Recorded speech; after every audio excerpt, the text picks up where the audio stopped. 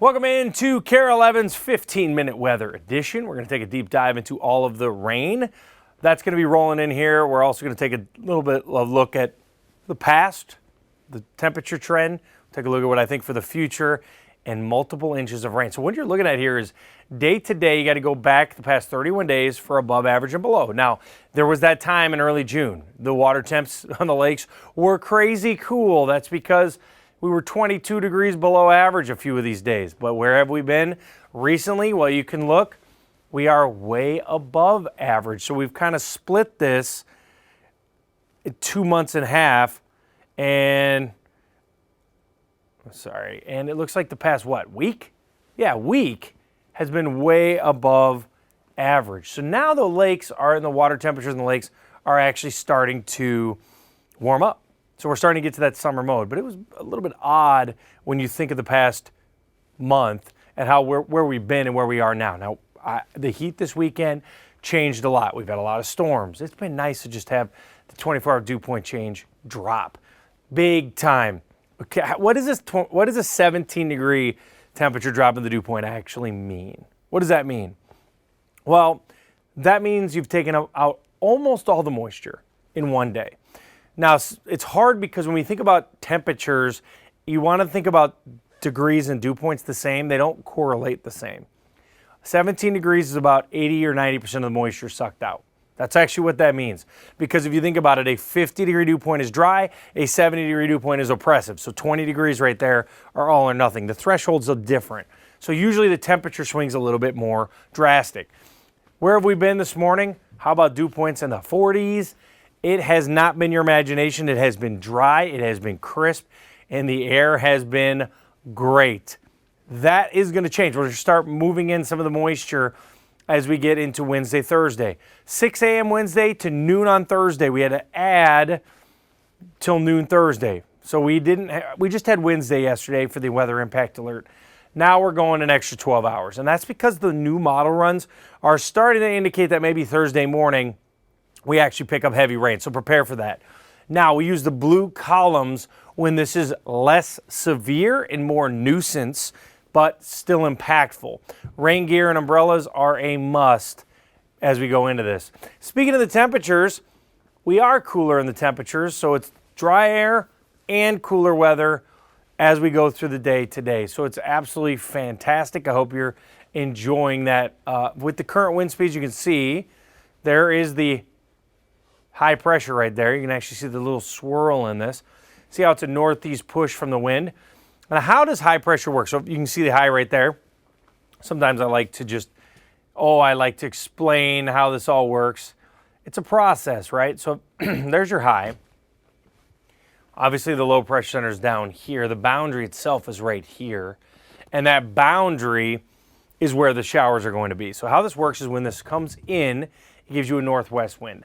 As the high gets closer to you, it gets more out of the northeast, both dry winds. As the high progresses into Wisconsin, you take this, southeast winds. Why do I care about that? It's the movement of the high that determines if you have moisture, if you have dry air, it's the location of this thing. So when it's to your north, you're great. Sunshine, amazing. When it gets down here, you start warming up and adding moisture. When it gets into Illinois, you start having thunderstorms. You lose the high. That is what will be happening. Now today, you are seeing most of this rain, down here towards Albert, Lee, and Rochester. Little thicker clouds down here, Mankato, Albert, Lee, and Rochester there. Straight sunshine up here today all day in Alexandria. So partly cloudy skies, 69 degrees, getting up into the afternoon, 78, 79. And we are going to be seeing partly cloudy skies. Can't draw them up better than this. By the evening, look at 8 p.m., 9 p.m. It's going to be absolutely fantastic. We're going to see 73 tonight at 10. Now, it will be a little bit warmer overnight as we start to shift the winds. They're going to go straight east by night. What do you think they're going to be tomorrow? Get that little southeast movement to them. So today, fantastic day, 77 to 80 degrees. Mankato, Jackson, and Rochester. This is where the boundary is actually going to be set up across I-90 today. That's where we might see a few more clouds, and you might see some pockets of light rain. Pockets of light rain will be possible. The excessive rainfall outlook. This shows you clearly where the heavy rain is going to be. So what does yellow mean? Well, yellow typically means 2 to 4 inches. Red or pink indicates we could have so much rain we might have flash flooding. Flash flooding is not out of the question on Wednesday and Thursday, but I think it will be I don't think the storms will be quite strong enough to develop training thunderstorms for flooding. That's why you get the yellow. Now, this is a lot of rain. And how do you take this if you live in Bemidji? Well, you're going to see a lot less rain there. In fact, if you're in the green, you're going to see a lot less rain. So it's a cutoff here from St. Cloud south to where we're expecting most of these showers to actually be. Let's go through this again. 5 o'clock today, mainly dry. You can almost see straight sunshine, high pressure, cloudy, get away from it, partly cloudy skies, and then kind of that hit or miss shower or thunderstorm in La Crosse down towards Jackson. As we go to Wednesday morning, now the rain starts to show up. Notice how it's blobby. What is blob? Big old blob. When you get the big old blob, your severe threat drops. You need, for severe weather, individual thunderstorms to suck in all of that instability of the heating of the day, and then one thunderstorm, bang, you get all the nasty weather. This limits severe threats. Now, is there a severe threat? Sure, it's summertime, but it would be minor. I know it's an oxymoron, it would be low-end severe is what we're anticipating. So that's 7 in the morning on Wednesday. Let's go to Wednesday afternoon. Heavy rain. Now notice Brainerd up to Bemidji. What do you notice? It's going to start tapering off. Bemidji, Thief River Falls, tapers off here. I'm just not seeing that much rain here. Brainerd, even Brainerd Lakes, if you're in Nisswa, if you're in, I'm trying to think of some towns where Emily, Outing, Pequot Lakes, I'm Ozzie Winnemuckie. I don't know. That's lake I grew up on. You're probably not going to have much rain at all. So once you kind of get up to that breezy point level, you're not going to see a whole lot of rain in Cross Lake. Now, as you go to the south, more rain. Twin Cities, Menominee, you're not avoiding that Wednesday afternoon. It is a washout. Wednesday night, start to take a break. Alexandria, Brainerd, Bemidji, Grand Rapids, mainly dry. So if you're traveling up the North Shore, you're not going to mind Wednesday at all. Now, let's go to Thursday. This is the actual low pressure center itself. The low will be here. It's finally going to come through. Once again, on the edge. You see the path this is going to be taking clearly across areas, pretty much all of Wisconsin. So Hayward, Spooner, since it's summertime, I focus a lot more on the lakes regions. This is going to be a little dicier. I expect washouts, especially Thursday. Now, Wednesday, you might be able to be a dry morning, but by 10 o'clock, you're going to get the rain. Now, Thursday at 5, 6, 7, you see what I'm talking about. Wausau, Menominee, Hayward still takes the brunt of this rain. Twin Cities on Thursday afternoon starts to dry out. Now, I don't think it's going to be perfect by this time, but I do think it's going to be decent. Let's look at some of the totals here and the rain totals across the area. Bemidji, Grand Rapids, International Falls, this goes 0. Okay, is it going to be 0? No, because it's still possible to get some rain.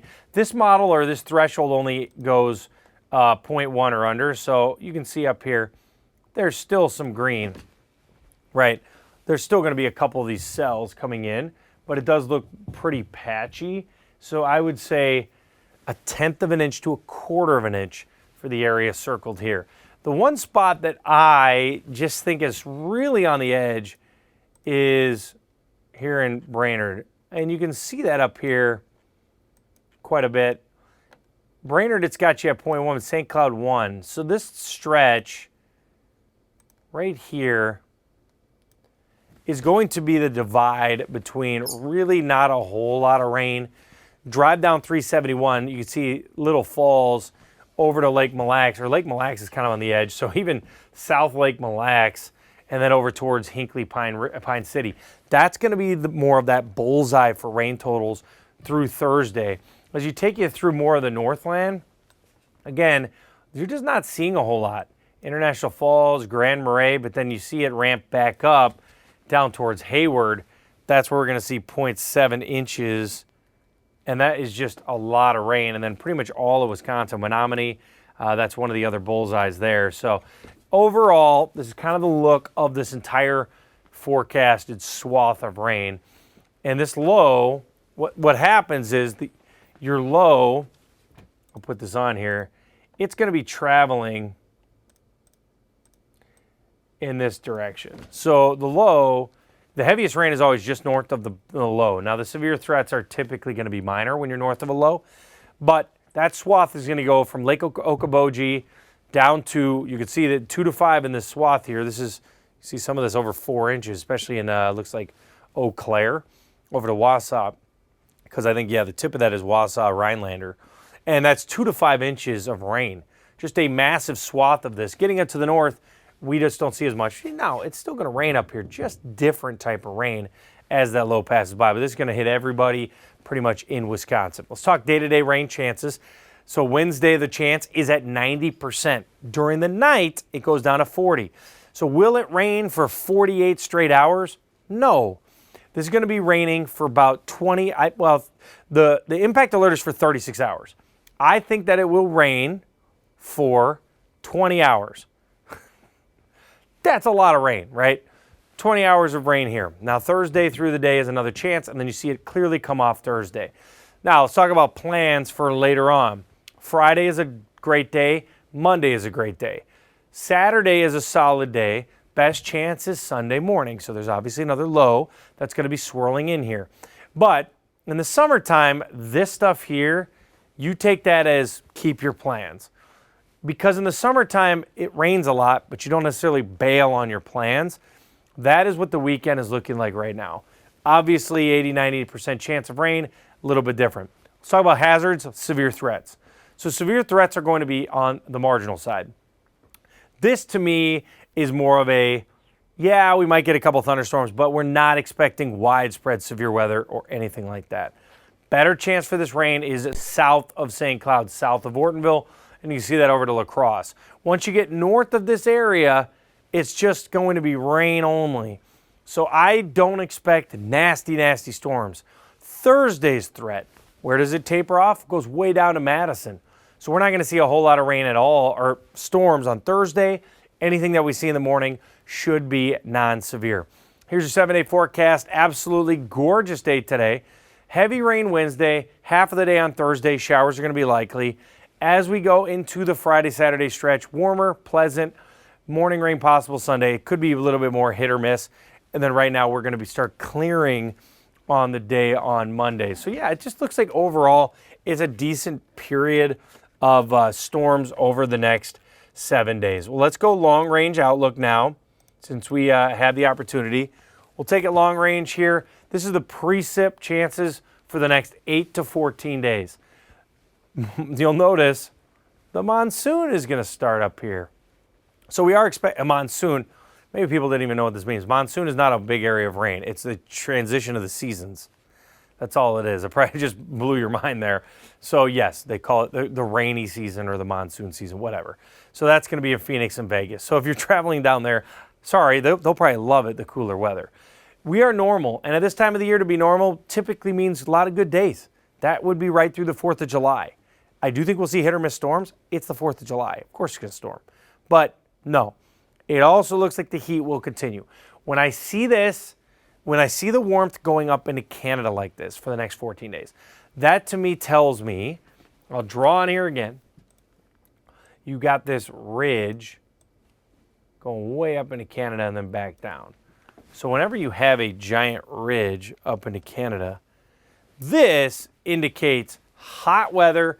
So usually some storms try to ride down this jet stream, but warm weather typically will mean slightly drier weather across the states here. But overall, this looks like a pretty classic summertime pattern.